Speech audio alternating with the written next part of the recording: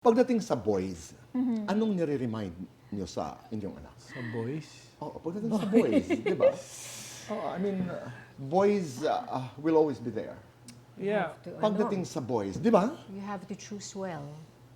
Gusto ko talaga pagkasabi mo. May pagka-kontrabida po ba direct yung ano You ko? have to choose You well. have to choose well. Oo. I keep telling Jada about, what men want, what boys want. Right. She has to know that. And I made it clear to her, It's always they put their best foot forward, but you have to really find time to get to know the person. Talagang hindi mo may malalaman sa umpisa kagad.